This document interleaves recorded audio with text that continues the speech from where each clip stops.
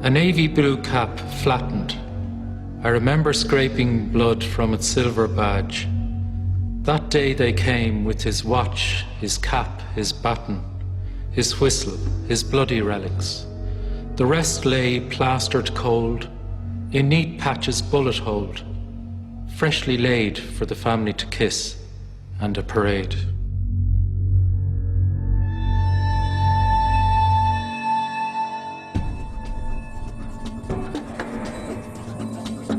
Since the 1960s, a nasty, brutal and violent parallel universe has evolved in Ireland. It's an underworld where all the vices are satisfied at a terrible price, where power is seized by force, maintained through fear and lost to the assassin's bullet. Here life is cheap and the wages of sin are irresistibly tempting. This is the dark world of Gangland. Its grip has demoralized neighborhoods and destroyed many lives. This is the world of organised crime, where no holes are barred, everything is fair game, and the spoils go to the most ruthless. Welcome to Badfellas.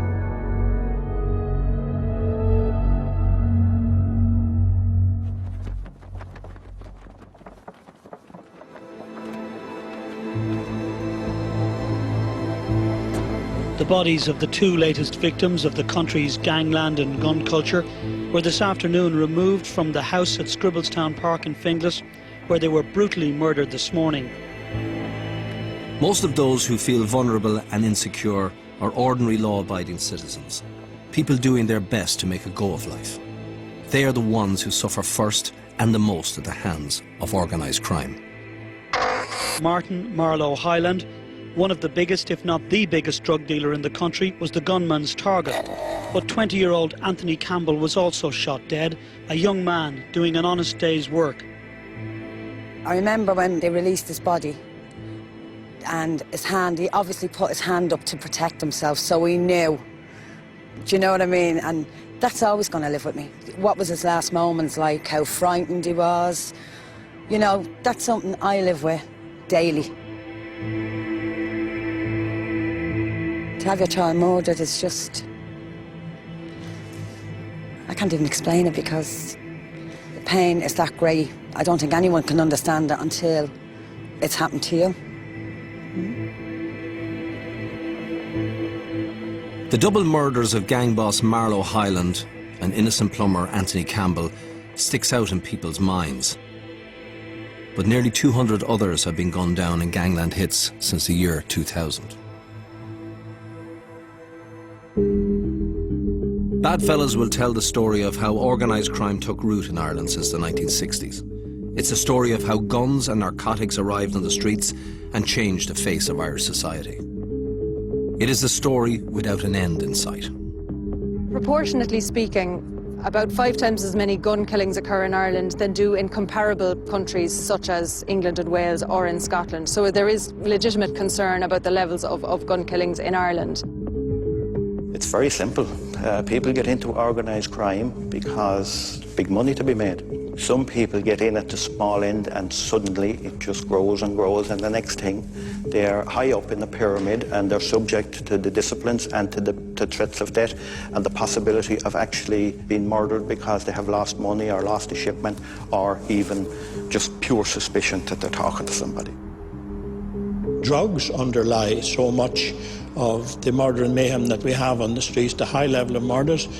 It has to do with internecine gang rivalries, falling out with one another, double-crossing one another, stealing one another's shipments and loads of drugs. It's hard to find a murder that actually wouldn't be attributable to drugs in some way. I would say number one priority is organised crime because it's such a blight and a cancer on our society. And if it's not checked, it'll spread throughout the country. It's like any cancer, it'll grow and grow and grow. Organised crime is big business in Ireland. According to the Health Research Board, the drugs trade alone is worth €5 million a day. That's €1.8 billion every year. Earlier this year, the United Nations Office on Drugs and Crime described organised crime globally as the new superpower. For example, heroin into Europe alone was about 20 billion and counterfeiting into Europe was about 10 billion. Irish organised crime is just part of a vast, shadowy global enterprise. In America, the underworld's colossal financial clout has long been seen as a sinister force to be reckoned with. In the mid-90s, a former president, Bill Clinton, referred to it as a clear and present danger to the national security of the United States, and that has only developed further and has gotten worse. Just one group, La Cosa Nostra, in the United States alone was estimated to make over $100 billion in 1 year from illegal gambling. When you consider the other groups that are involved, Russian organized crime groups, Irish organized crime, Asian and Balkan groups, then you consider the other criminal activities, drug trafficking, prostitution, counterfeiting, and cyber crimes. The numbers are astronomical.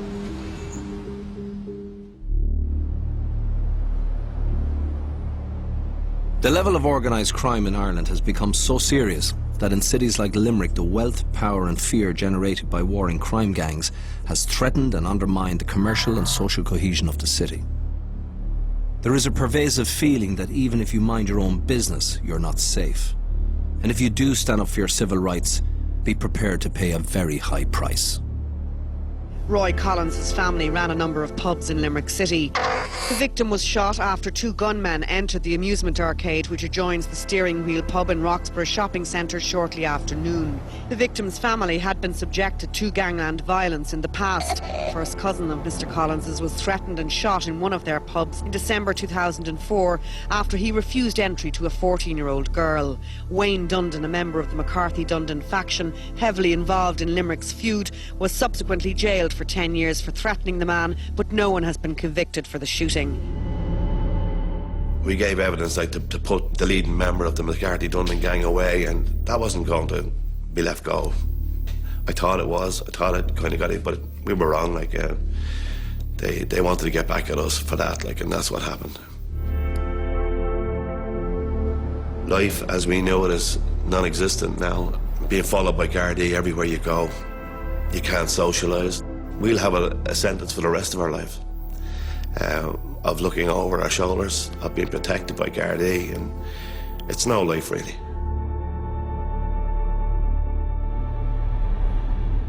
The murder of law-abiding citizens by crime gangs to deter witnesses and scare juries has eroded many people's faith in the capacity of the Irish state to protect their freedoms and civil liberties.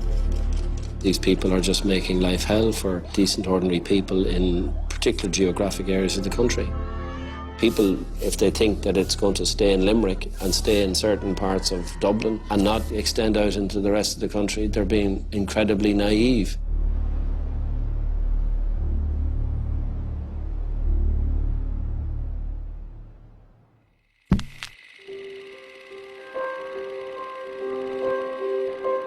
To tell the story of how and why organised crime took hold in Ireland, we must go back to the 1960s. Although no one realised it at the time, it was the twilight of an age of superficial innocence. A safe, secure, stable society, almost crime-free, where bicycles went unlocked and hall doors were left open. The Guards are an impressive force, big men, suggesting bogland scenes in the centre of gas and petrol fumes, suggesting also comfort and stability. You had a baton, a whistle and perhaps a torch. There were very few patrol cars. There was one patrol car in the Store Street district and there was one plainclothes car for detectives. You had closely knit communities where the same families knew one another for generations and where they could put pressure on younger people to behave themselves. And I'm sure the church, who gets blamed for so many things, probably would claim some credit for the way things were. When I arrived from Templemore in the Dublin city in 1965, it was a pretty stable conservative society. Serious crime was virtually unheard of. Certain amount of violence, bad rows outside pubs, that type of thing.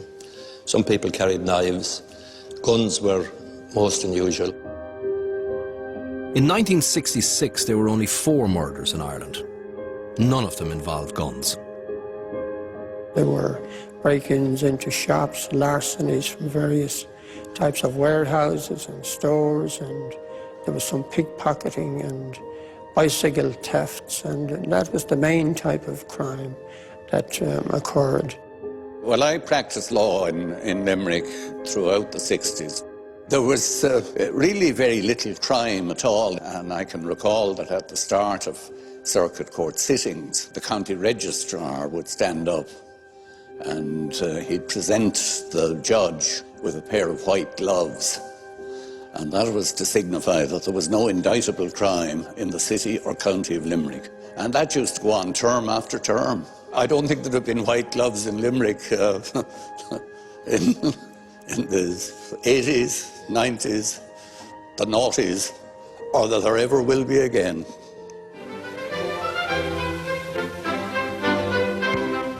Dublin once had many gunsmiths. Today, rods and guns can be bought in many places, but in the early part of the century, they were sold by specialists after long consultation.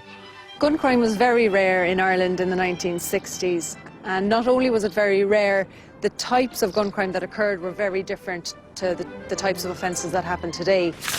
The offences that occurred in the 1960s usually involved parties that were known to each other, and usually it was some kind of strife, perhaps over a domestic incident or over land. But we're talking about crime figures in single figures in the 1960s. From the mid-1960s, petty crime in Ireland was on the rise. The country was changing. The ties that bonded communities together began to slowly unravel. But serious crime was still a rarity. In the mid-60s, there were 300 prisoners in Irish jails. Today, there are over 4,000. 1966 is a good year to use as a starting point because it's the 50th anniversary of the 1916 Rising, and Irish society had by that time, I think, matured and settled down.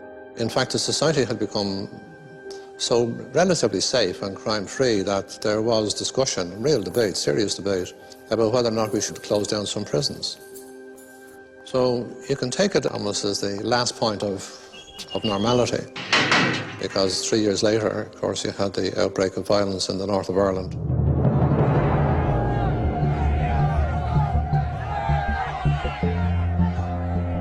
The 60s was an era of ferment.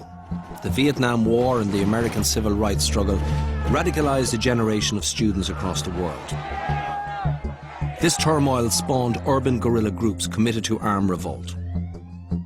The Baader-Meinhof Gang, the Weather Underground, the Red Brigades. All believed power came from the barrel of a gun. In Ireland, these currents created a faction called Saor Éire. Saor Éire would change the face of crime in Ireland by bringing in the gun. What you had was an organisation which comprised with some ex-IRA people, some you describe as revolutionaries, some could be described as anarchists, who formed this organisation called Saor Éire. There were paramilitaries, they were subversive, they robbed banks, apparently they kept some money for themselves. They put a lot of planning into their operations, and they were very volatile, very violent. Saor Éire claimed they wanted to ignite a socialist revolution by attacking the establishment. This would be achieved by robbing banks and using the proceeds to somehow encourage workers and small farmers to overthrow the government and capitalism in Ireland. The point at which you begin to see the gun emerging in society down here is when it became used in armed raids. And if you're a self-professed socialist, which many of them were, they had the added incentive of saying they were taking it from the capitalist system, or from the financial institutions of the capitalist system, so all that was good. Almost 2 years before the outbreak of the Troubles, Saor Éire struck their first blow for a socialist republic in Drumcondra on Dublin's north side. The date was February the 27th, 1967. The occasion was the first armed robbery of a bank since World War II. That day, Saor Éire gunmen entered these premises and stole £3,265. In today's money, that was worth over €100,000. A tidy sum to start a revolution. A year later in Ballyfermot, these so-called revolutionaries also revealed that they were reckless. When spotted by a squad car on the way to a raid, they opened up on the unarmed policemen pursuing them. We spotted a stolen car with 4 men in it outside a bank. They were about to rob the bank. A chase ensued. One of the raiders put his head and shoulders out one of the back windows of the car, and he fired a number of shots directly at the patrol car. We dived down in the car, and actually the driver had nowhere to dive. He had to keep down as best he could, and he swerved the car from left to right to avoid the gunfire. The leading lights of this faction are forgotten now. Men like Sean Doyle, Martin Casey, Paddy Dillon and Frank Keane. They were supposed to be political. Now, I'd put that in inverted commas, like lots of robberies that were carried out after that. Every robbery that was happened through the 70s and 80s, there'd be one of the gang trying to speak with a northern accent and claiming it was political. Saor Éire was connected to Dublin's emerging underworld. Among their membership was a man who would in time become the godfather of Ireland's first major organised crime gang, the Duns. That man was a charismatic character called Christy Bronco Dunn, the eldest of 22 children from Crumlin in Dublin. It was this career criminal who used his English gangland contacts to provide Saor Éire with some of its arsenal of guns. The weapons were stolen from a firearms factory in Birmingham. Bronco was to blaze a trail that other gangsters would soon follow. First time that he came to prominence as being a political figure was after there was a man named Walsh blown up on the railway line. He was a member of Saor Éire up near the Phoenix Park, and Christie made a bit of a speech at the GPO and fired a shot, if you don't mind. And then he was obviously accepted in as a member of Saor Éire, and he was convicted in the district court. I think he got 6 months. He assaulted the judge at the time, so he was really making himself a figure, a leading figure in Saor Éire at that time. In February 1970, here in this town in Rathdrum, they took over this town, set up roadblocks, cut phone lines, fired shots over the Garda, and robbed the bank of £1,500. Now, this was an audacious, reckless operation, and it set minds thinking as to what this organisation would do next. If it was a question that the forces of oppression did attempt to disarm or did attack a unit of Saor Éire in operation, Saor Éire would resist, has resisted, and will resist again. These misfits are rarely mentioned in the story of organised crime in Ireland. Yet it was Saor Éire who first brought the gun back onto the streets of Irish towns and terrified ordinary people working and doing business in banks and post offices. On April the 3rd, 1970, 4 Saor Éire volunteers set out to rob the branch of the Allied Irish Bank on Arran Quay in Dublin. This operation would be a defining moment in the history of serious crime in Ireland. The spate of raids on banks had led to heightened security. Banks now had alarms and the police were on alert. Garda Richard Fallon was on his way to work when Saor Éire entered a bank and stole £2,000. It had been the usual morning, you know. He got up and shaved as usual. There was the bit of polishing of the buckles on his tunic, as they always did in those days with the older uniform. So he went out the door as usual that morning with a quick goodbye. Richard Fallon, he was a senior guard in Mountjoy when I arrived there. He mentored younger personnel, and he told anybody, the whole unit that were there, that people should be careful on the street, and that in his case, that a Scott Medal awarded posthumously wouldn't be any good to his widow, which was, you know, prophetic. The raiders, there were 4 of them, entered the bank shortly before 11 o'clock.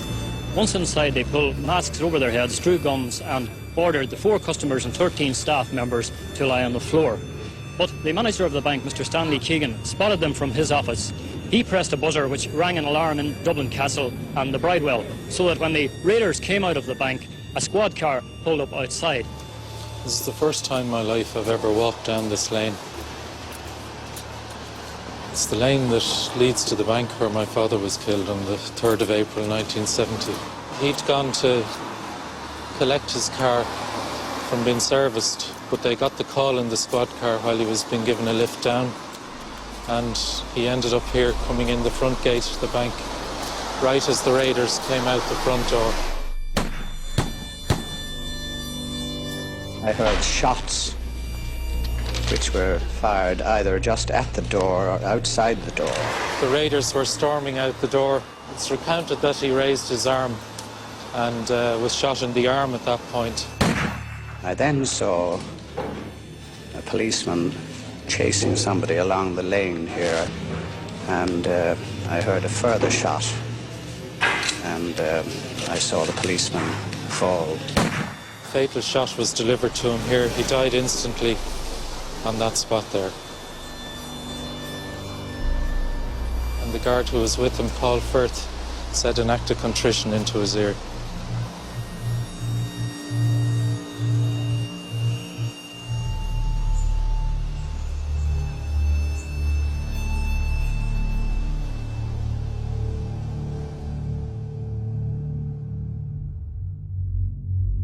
That sent shockwaves through everybody on the island of Ireland, I would say, at that particular time. A relatively small group of people terrorizing different towns in the state with their activity in terms of robbing banks, and in essence here shooting down an unarmed member of the Garda Síochána carrying out his duty. We had really crossed the Rubicon, because now we are into the era of the gun.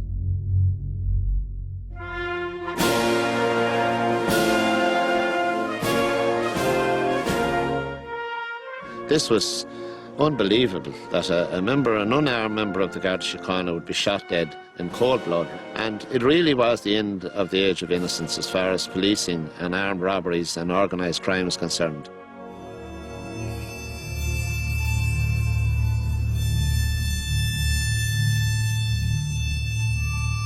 When all the public eye was taken away from it, we were, like all families, in a bereaved situation.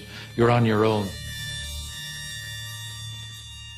And I remember going upstairs one day at that point and opening a cupboard on the landing, and some of my father's shoes were in the bottom, and I remember stepping into them just trying to remember how big his feet were, and I could feel the imprints of his toes in the bottom of the shoe, and it kind of gave me a shiver, and and it was a sense that, yeah, they've taken him away from us. Dad isn't there anymore.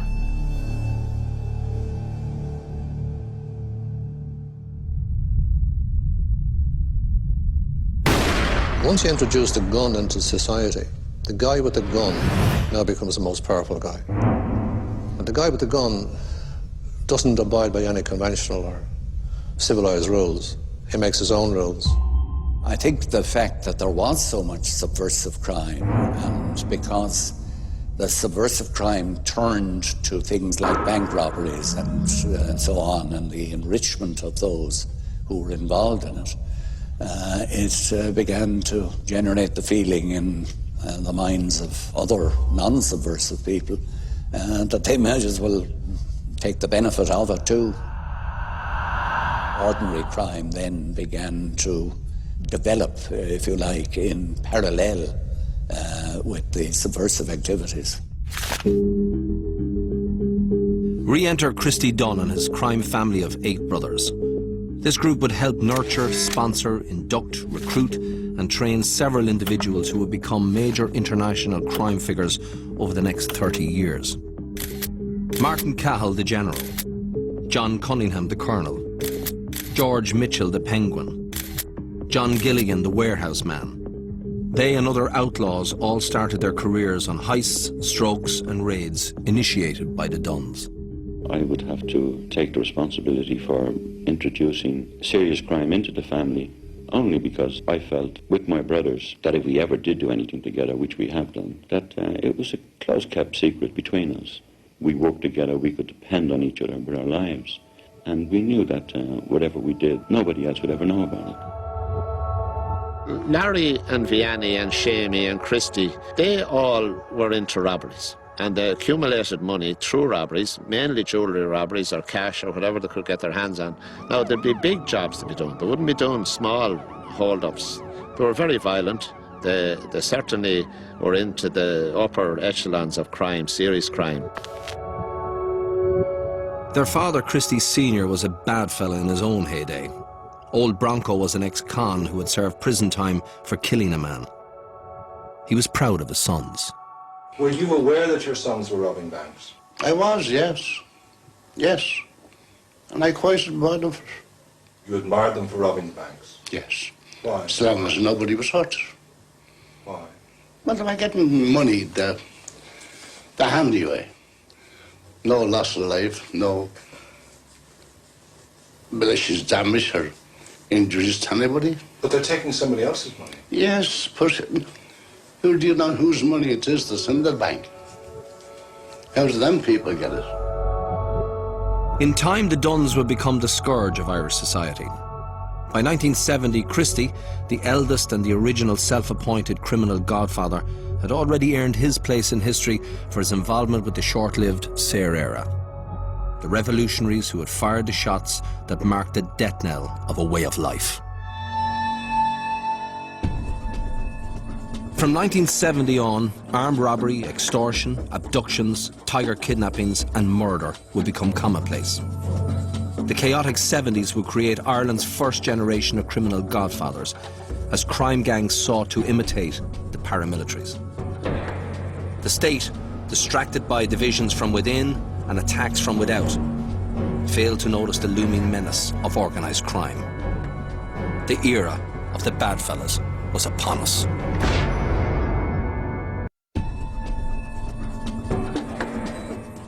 Organised crime did not exist in the Ireland of the 1960s, but the Troubles would change all that. Serious crime would become a daily event as Republican paramilitaries raised funds for their war. The rise of the bad fellas starts here. The spillover of the Northern Ireland Troubles would rock the Irish Republic to its foundations. Ironically, it was members of the cabinet who stood accused of assisting the emergence of a guerrilla army. This was the scene outside the Dublin District Court today as the two former ministers were charged. Just weeks after the murder of Garda Richard Fallon, Charles Haughey, the Finance Minister, and Neil Blaney, the Agriculture Minister, were dismissed from office. Taoiseach Jack Lynch believed they were implicated in a covert plot to split the IRA and provide arms to what would become known as the Provisionals. In the years to come, the Provisional IRA would send crime rates off the charts. For the new Justice Minister, Des O'Malley, it was a baptism of fire. It was a very serious threat indeed to the very integrity of the state. While there always had been a tradition of subversion against the state, what was different in 1969 and 70 was subversion within the state, within the very government that was there to represent and protect the state and its citizens. That made it so much more sinister. The arms crisis is the great defining moment, I think, in contemporary Irish politics. You were suddenly into a completely abnormal set of circumstances. From that moment on, everything was different. Different world. In the 70s, the story of crime in Ireland is mainly the story of terrorist crime. The organisations committed to political revolution were on the warpath. Nothing and nobody was safe, and every source of potential revenue for the cause was fair game. People nowadays talk about the IRA as if it were a single sort of unit, but I was at that time actually faced with three violent organisations, because there was the official IRA, the provisional IRA, and Saor era. It was a fairly frightening scenario at the time in the early 70s. Armed robberies exploded. In 1968, there were only 3 armed robberies in the Republic. By 1972, that had risen to 123. Ireland was engulfed in a revolutionary crime wave. Bank robberies, post office robberies, all type of robberies became commonplace for the sole purpose of funding these particular organisations. And it's important to understand that during the 60s you would have been dealing with 4 or 5 robberies. That is, the Garda Síochána would have been dealing with 4 or 5 robberies in the year. It increased then and evolved into maybe 100, 150 armed robberies in the year, 95% of which I would believe at that time were carried out by paramilitary organisations, the official IRA, the provisional IRA. Being in justice in the early 70s was like being in charge of a fire brigade. You were running around all the time trying to put out fires, and you could do very little constructive work. And all of these things, these extreme acts of violence and so on, were all happening for the first time. And it meant that you had to concentrate all your efforts on that. I would say, and I say with absolute certainty, that the vast majority of the Irish people will not tolerate the IRA and want the strongest possible action to be taken against them. The priorities at that time changed over those few years from countering housebreakings and unauthorised takings to countering armed robberies, gun crime and paramilitary violence. This is Rossborough House near Blessing in County Wicklow, scene of what is now generally accepted as the world's greatest art robbery. An armed gang raided the stately home of Sir Alfred and Lady Bite. 19 rare paintings valued around £8 million were cut from their frames and held for ransom. Most crimes of a serious nature, in terms of extortion, in terms of bank robberies, were carried out by paramilitary groups.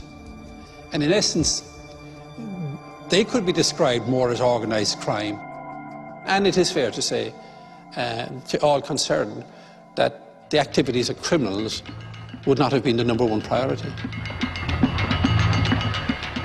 Hey, what the hell are you?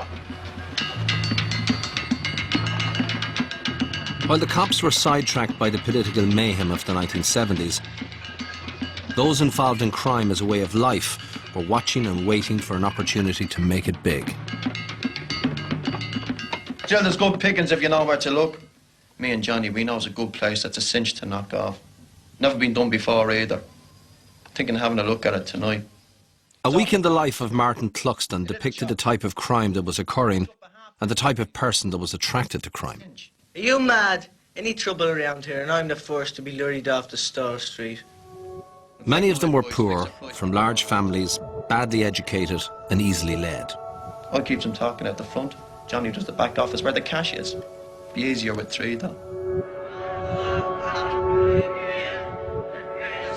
Many of them were young delinquents who had spent time in the brutal industrial schools. We're neither qualified nor equipped to deal with the work of rehabilitation. The end result is that most of the boys leave with relatively the same attitudes to and aggressions against society as when they arrived. Amongst the ranks of the army of children that passed through the industrial schools was the future leaders of organised crime in Ireland.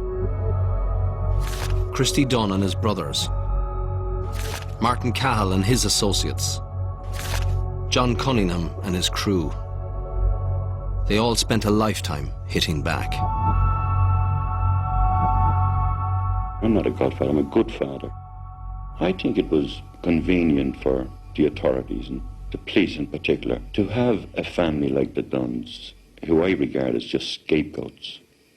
A lot of my family, my sisters and my brothers, live in substandard accommodation that's been given to them by the corporation. The corporation have made it quite clear that under no circumstances will the Dunns ever be housed in anything other than substandard accommodation. I feel that my family, like most other unfortunate people living in these areas, become victims.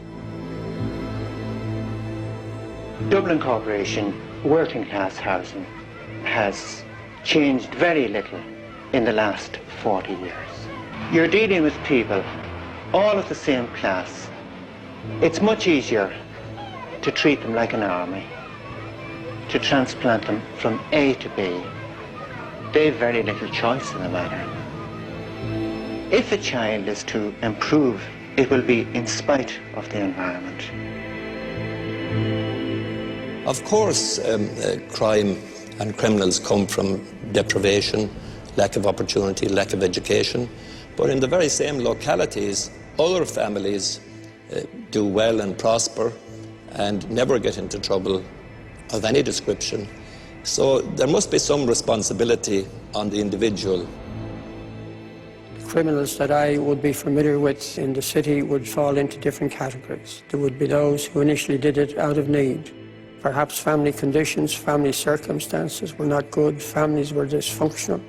They had nobody to show them the way. And there are those who are career criminals, in it for the making of money. Generally, what appears to be the case is that when legitimate avenues have been cut off, that some individuals, maybe because of economic or maybe even personality reasons, will turn to organised crime, because in a business sense, it makes sense to commit such crimes. My research indicates that that's not enough to explain serious crime, and in particular gun crime, that there are rational factors at play, but that there are also social factors and oftentimes personality factors also.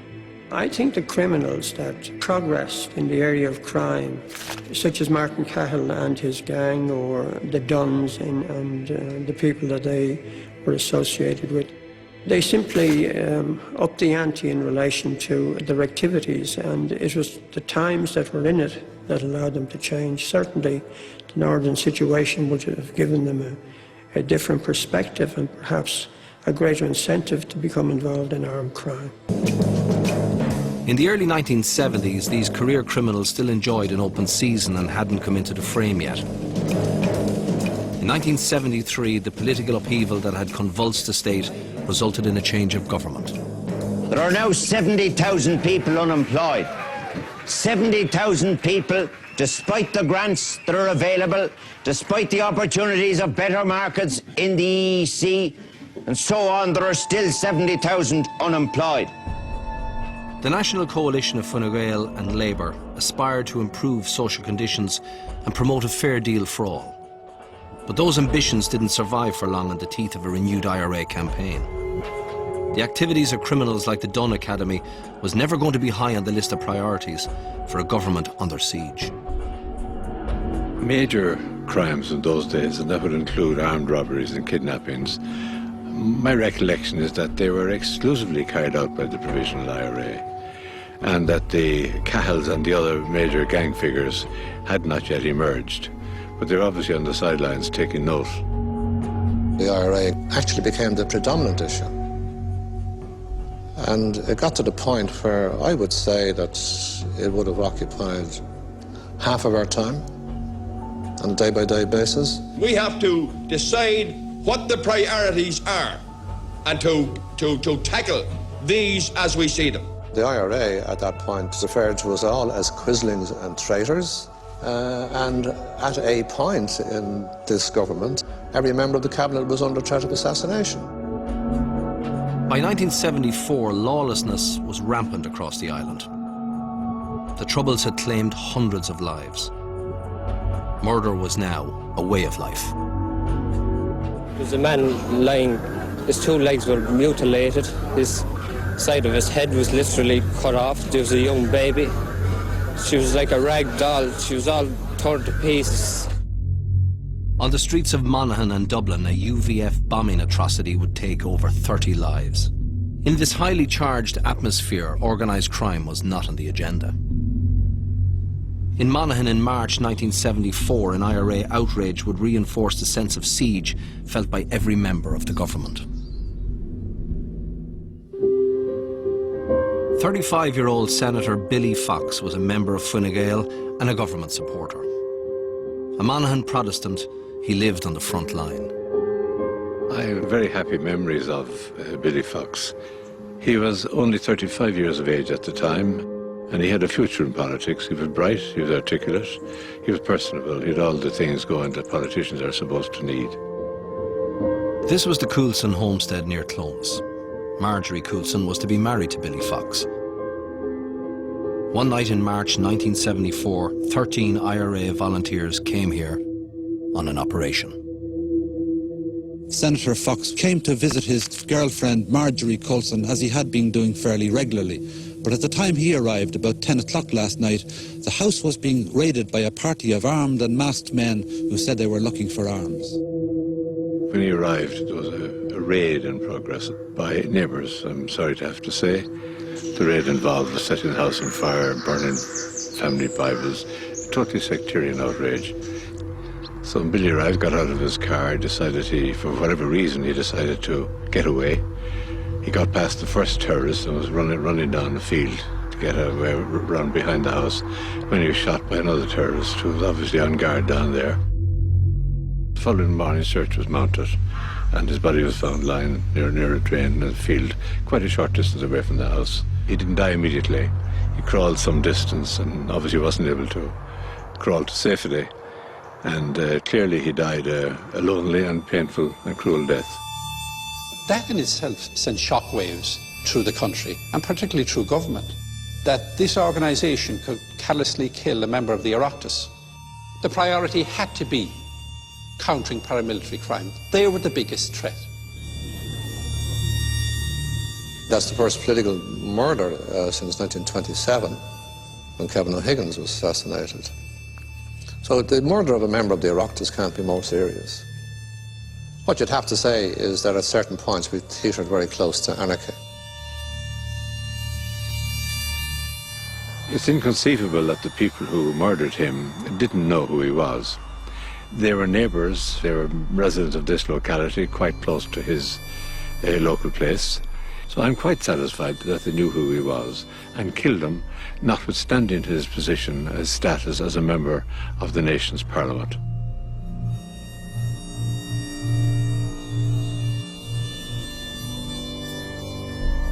The killing of Billy Fox, just like the gunning down of Garda Fallon, is forgotten now. The senator's assassination was then just one of many murders the government had to deal with.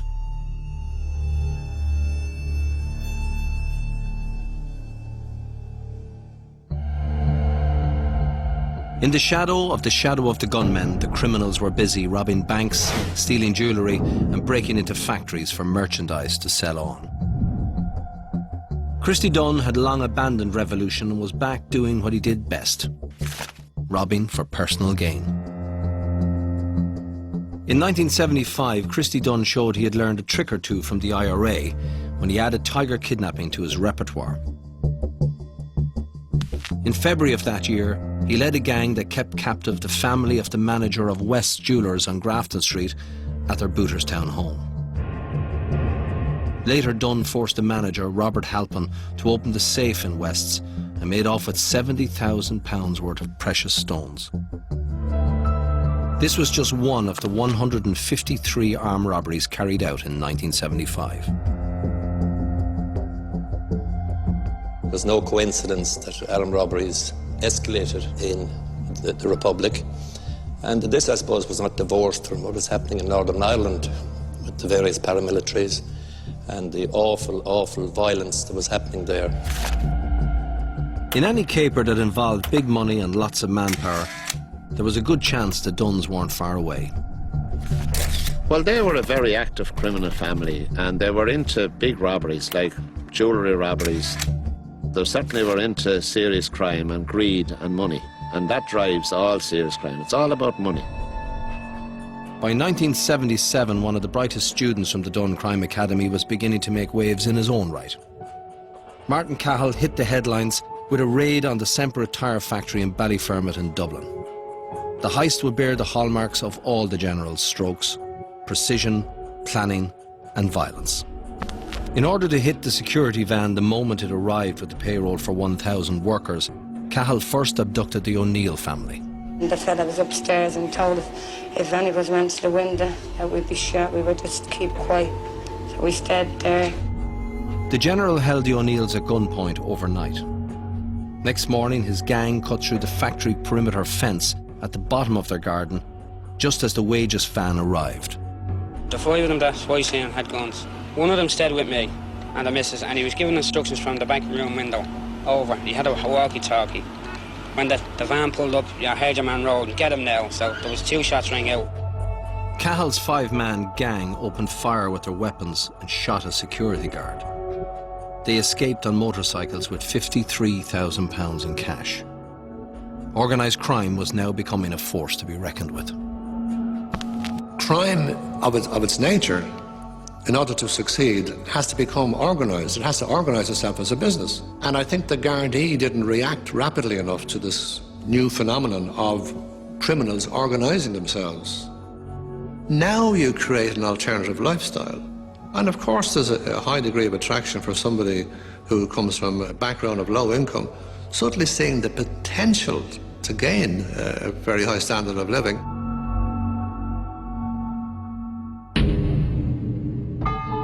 In 1978, the Duns carried out a heist in Roscrea, County Tipperary. This was to be a decisive turning point in the story of organised crime in Ireland. Antigen is something of a modern miracle. It's in the middle of Ireland, far from Mayor and seaports, about the last place in the world in which you think of setting up a pharmaceuticals industry. In July 1978, Christy, Shamey and Henry Dunn raided this factory and made off with £300,000 worth of the painkiller Palfium. Christy and Shamey were unaware of the potential value of the haul, but their brother Henry was. Henry paid his brothers £3,000 for their share and sold the painkiller for a massive markup on the black market. The pennies suddenly dropped for Shamey, Mickey, Boyo and Larry. Drugs was the way to go. This was to be a seminal moment in the history of organised crime in Ireland. Obviously they made money and they had a look around and said, well, there's drugs, there's a market for drugs here in this country, and let's get into this. There's money, we'll invest so much money, we'll bring in drugs, we'll quadruple our profit, and that drove it. And you don't have to tell me about the appalling social consequences of the introduction of drugs into this country, what they have been. It's been highly corrosive in terms of solidarity particularly amongst working class communities, which would have been very cohesive, even societies where they'd been taken out of the middle of the city and then planked, I think wrongly, by the corporation out in Ballyfermot and Cabra and Crumlin and Kimmage and Finglas or wherever. They were very cohesive societies in which people quite literally did help each other. But that has been, I think, the greatest casualty of what has happened. Heroin would be the grim reaper of the 1980s. But the big story of the 1970s was the story of a sustained attack against the state.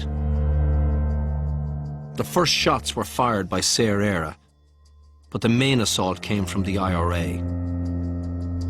The offensive forced successive governments to meet fire with fire and take their eye off the looming menace of organised crime.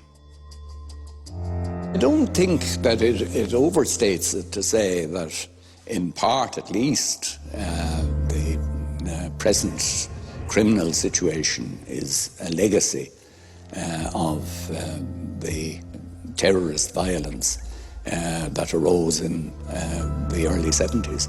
I think it gave an example to a lot of others that they could act in a ruthless and vicious fashion and hope to get away with it. Organised crime as we know it today hadn't then emerged except, and significantly except, in the ranks of the provos, because the cult of organised crime and the cult of the gun began in those times with the provos, spilled over into gangland in the cities Limerick, Dublin and lesser extent Cork. And I think one can say without fear of contradiction that the appalling crime situation that we have today can be linked quite clearly back to the provos and their campaign of the 70s and 80s. We would not have had a descent into organised crime to the extent that we have unfortunately suffered from. And to me, it is inescapable that the direct causal link is the IRA and the introduction of the gun and the introduction of the bomb and the application of organisation to criminal activity. We had a major paramilitary threat to deal with over the years. And if it is suggested that this should not have in any way distracted from the fight against ordinary crime, if one wants to call it that, well, that is a spurious argument. If we had no paramilitary activity, yes, we would have crime. We would have organised crime. But I believe not on the scale that we have today. It brought down the value of human life in Irish society as we knew it. And sadly, that's happening with the drug gangs now. Very difficult. They operate in a cell situation, the same as the Provost operated. They don't tell many outside the cell what's going on because the stakes are very high. They're all fighting the same battle out there for supremacy in the supply of drugs. Organised crime in Ireland centres around criminal fraternities or criminal networks, far more loosely structured than anything that was the case in the IRA. However, these criminal connections that are required for drug trafficking, for money laundering and so on, seem to have piggybacked on the connections that were already in place because of paramilitary organisations such as the IRA. And certainly the availability of guns and the know-how as to how to access these guns seems to have been passed down from paramilitary organisations to these looser criminal groups. In all, 17 arrests were made in Spain. Dubliner Christy Kinahan, said to be the boss, was arrested along with his 2 sons. The fact is that, to our shame, we have created a mafia that's the equal of any mafia anywhere in Europe, and we have created an international criminal problem of a high order, and that is the legacy. Some are still living with the toll of that bitter legacy. In 1970, when Garda Richard Fallon was murdered by Serrera, few could have imagined the scale of the grief that was to come in the years ahead. My father's death was the breaking of the taboo of murder in Ireland, in that from then on life became not too high a price to pay in violence and in crime in this country, and I don't think it's ever gone down since. In fact, it's exponentially increased ever since. The gun was here to stay. But it was narcotics that would propel organised crime into the big time. The Duns would bring it in by the kilo. The profits that were to be made, they simply could not resist. Some of it, frankly, was quite unbelievable. Their old associate, John Gilligan, would bring it in by the ton. The Gilligan gang brought drug trafficking in this country to another level. They brought an almost business-like structure to their empire. The spoils were so good, a new wave of gangsters would emerge. Some of them think that they have a degree of respect, but the reality of it is none of these gangs last longer than 3 to 4 years. With so much to gain, all this would lead to war.